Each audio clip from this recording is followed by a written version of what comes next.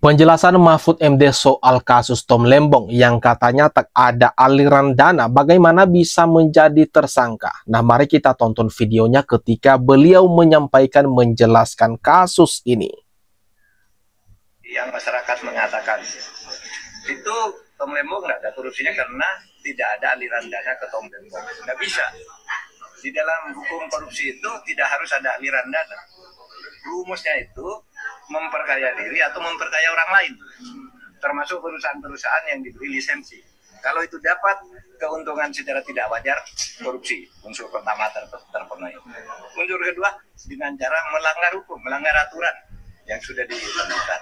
Dan tentu lalu dihitung kerugian negara atas ini semua berapa. Kalau itu tidak ada debat bahwa unsurnya nampaknya sudah terpenuhi. Untuk Tom Lembong itu jadi tersangka. Jadi itulah pandangan atau pendapat Mahfud MD, Prof. Mahfud soal kasus Tom Lembong yang seperti dia katakan tadi ada dua unsur yang terpenuhi, yaitu yang pertama adalah memperkaya diri atau memperkaya orang lain, kemudian kedua adalah melanggar aturan. Nah, ini bagi kawan-kawan yang meragukan selama ini, kok bisa tuh Tom Lembong padahal belum ada ini itu aliran dana dan sebagainya. Nah, ini penjelasan dari Prof. Mahfud MD sendiri. Jadi dia mengatakan kalau penetapan tersangka Tom Lembong itu ya sah-sah saja ketika sudah memenuhi dua unsur tadi. Nah, untuk lebih lengkapnya ini kita lansir dari suara.com yang diberi judul "Tak seperti dugaan Mahfud MD anggap Tom Lembong penuhi unsur korupsi". Ini penjelasannya, mari kita baca bersama isi beritanya kawan-kawan. Mantan Menko Polhukam Mahfud MD buka suara terkait penetapan Tom Lembong sebagai tersangka dugaan kasus korupsi impor gula selama menjabat sebagai Menteri Perdagangan. Tak seperti dugaan oposisi lainnya, Mahfud MD menilai bahwa kasus Tom Lembong sudah memenuhi unsur pidana korupsi. Mahfud juga sependapat dengan Kejagung yang menyatakan ketiadaan aliran dana yang diterima Tom Lembong dalam kasus tersebut tetap bisa dipidana korupsi. Tapi dalam kasusnya sendiri yang masyarakat berharap itu Tom Lembong nggak ada korupsinya karena tidak ada aliran dana. Nggak bisa. Di dalam hukum korupsi itu tidak harus ada bukti aliran dana, kata Mahfud MD pada Rabu 6 November 2024. Nah, menurut mantan Ketua Mahkamah Konstitusi ini, kasus korupsi pada intinya adalah menimbulkan kerugian negara dengan memperkaya diri ataupun orang lain. Rumusnya itu memperkaya diri atau memperkaya orang lain, termasuk perusahaan-perusahaan diberi lisensi. Kalau terdapat keuntungan secara tidak wajar, itu korupsi, terang Mahfud MD. Selain itu, Mahfud MD juga menuturkan bahwa kasus korupsi impor gula yang menyeret Tom Lembong telah memenuhi dua unsur pidana. Nah, ini unsur kedua, pelanggaran surat, melanggar hukum, melanggar aturan yang tentu dihitung kerugian negara. Atas itu semua berapa? Kalau itu tidak ada debat bahwa unsurnya pidana nampaknya sudah terpenuhi untuk Tom Lembong itu, ujar Mahfud MD lagi. Sikap dan keterangan Mahfud MD ini mengejutkan banyak pihak. Pasalnya publik mengira bahwa Mahfud MD dalam barisan yang sama dengan Tom Lembong sebagai oposisi dari pemerintah. Namun, nampaknya Mahfud MD punya sikap berbeda soal hukum. Nah, itulah lebih lengkapnya tanggapan dari Prof. Mahfud soal kasus Tom Lembong ini di kasus impor gula semasa ia menjabat sebagai Menteri Perdagangan. Nah, yang selama ini mungkin ragu dan bahkan terkesannya kok bisa semena-mena dan kayak gini karena tidak ada aliran dana. Nah, ini penjelasan dari Prof. Mahfud soal kasus Tom Lembong ini. Bahkan nih, akibat penetapan dirinya sebagai tersangka, maka Tom Lembong melawan, ajukan gugatan pra-peradilan ke pengadilan. Nah, akibat dirinya dijadikan tersangka oleh Kejagung, ini Tom Lembong tidak mau berdiam diri. Dia melawan, mengajukan gugatan pra-peradilan ke pengadilan. Ini kita lansir dari Republik ya.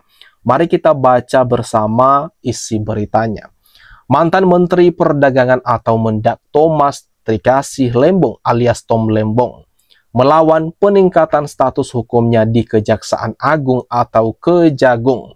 Melalui tim hukumnya, Tom Lembong mengajukan pra-peradilan terkait penetapannya sebagai tersangka dalam kasus korupsi pemberian izin impor gula di Kementerian Perdagangan atau Kemendak tahun 2015 sampai tahun 2016.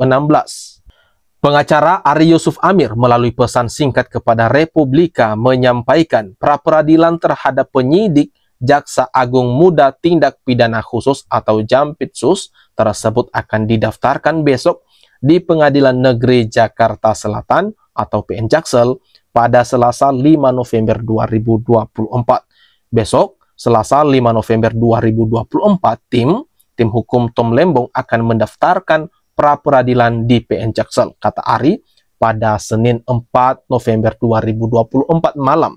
Seperti yang kita ketahui pada Selasa 29 Oktober 2024, kalau Jaksa Agung Muda Tindak Pidana Khusus atau Jampitsus menjebloskan Tom Lembong ke sel tahanan di Rutan Salemba, Cabang Kejaksaan Negeri Jakarta Selatan atau Kejari Jaksel. Penyidik Jampitsus menetapkan Tom Lembong sebagai tersangka bersama dengan inisial CS yang diketahui sebagai Direktur Pengembangan Bisnis PT PPI.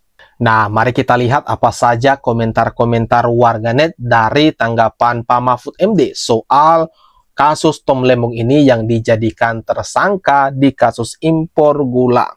Nah, gini, ada penjelasan. Jangan cuma penjelasan, nggak harus ada aliran dana, harus ada penjelasan ilmiah juga ya Bapak. Hehehe. Ini dikomentari oleh Budiman Julius. Menteri Agama kemarin udah jelas banyak yang dilanggar Pak. Kenapa nggak diseret? Rumusnya jika tidak ada aliran dana berarti ada sesuatu, hutang budi misalnya. Perkarakan by design lawan politiknya. Korupsi tapi uangnya dibalikin gimana? Kayak yang lagi menjabat. Simple tapi anak abah nggak suka. Anak abah, Pak Mahfud sudah kehilangan kredibilitasnya. Kalau gitu sampai presiden juga harus jadi tersangka. Karena anak-anaknya semua bisa kaya-kaya padahal cuma jualan pisang goreng.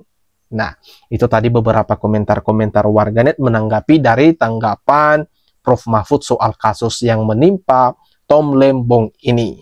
Nah, ini kasus menjadi sorotan nasional karena kasusnya itu diketahui sekitar tahun 2015 sampai 2016. Tetapi baru jadi tersangka pada tahun 2024 akhir. Nah, kalau menurut kawan-kawan gimana nih? Silahkan tuliskan tanggapan kalian ya di kolom komentar yang ada di bawah ini. Mari kita ramaikan bersama.